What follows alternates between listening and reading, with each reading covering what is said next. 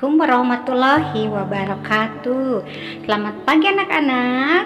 Semoga kalian hari ini tetap sehat dan tetap semangat.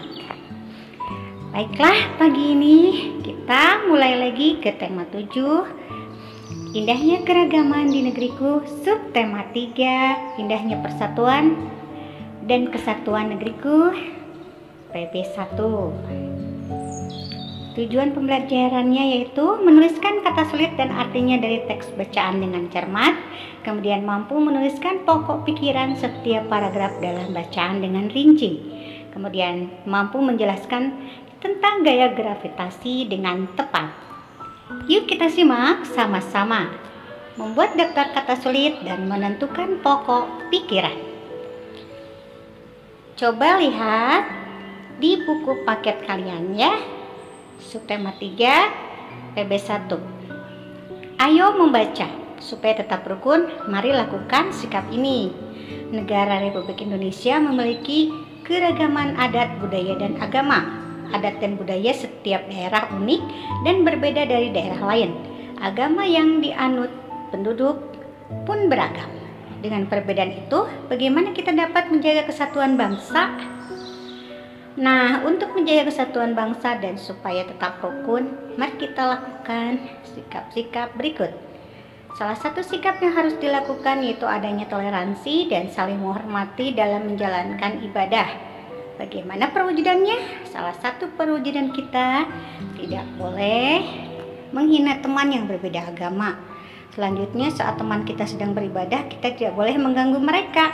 Sikap lain yang harus dilakukan yaitu menghargai kebudayaan dari berbagai daerah di Indonesia.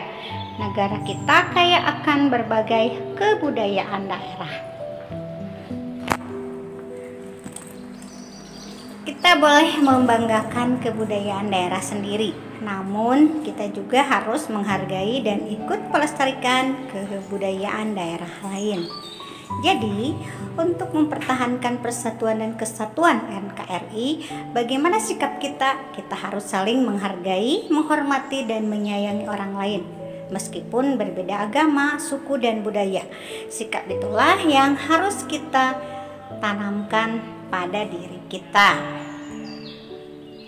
Kata sulit dalam suatu bacaan adalah kata yang belum kalian ketahui artinya dan membuat kalian sulit untuk memahami maksud dari sebuah kalimat maupun paragraf. Pokok pikiran adalah ide utama yang dibahas dalam suatu bacaan. Bisa berupa kalimat inti atau paragraf. Untuk dapat menemukan kata sulit dan pokok pikiran, kalian harus membaca dengan seksama paragraf tersebut. Contoh menentukan kata sulit dan pokok pikiran dalam paragraf berikut. Harga diri bangsa terikat dengan kerukunan antar warga.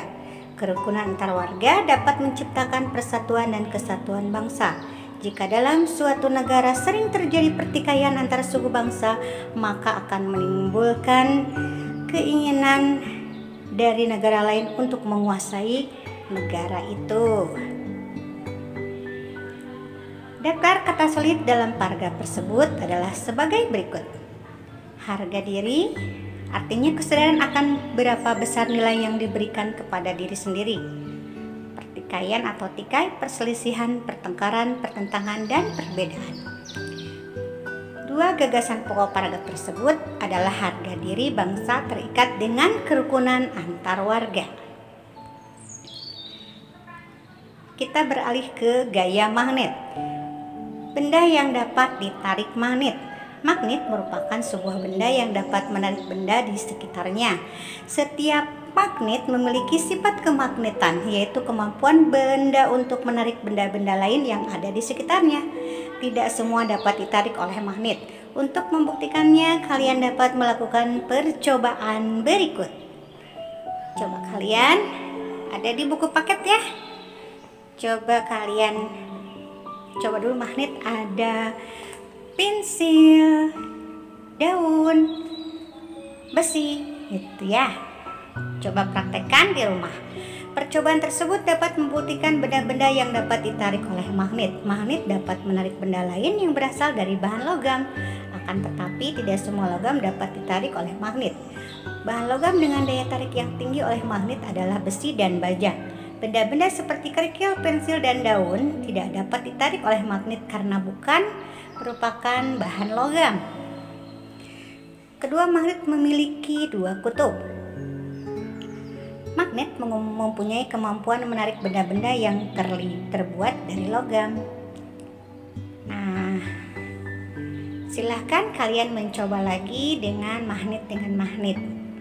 Ya, ini ada di buku paket kalian. Nah, ini sebuah magnet mempunyai dua ujung berlawanan.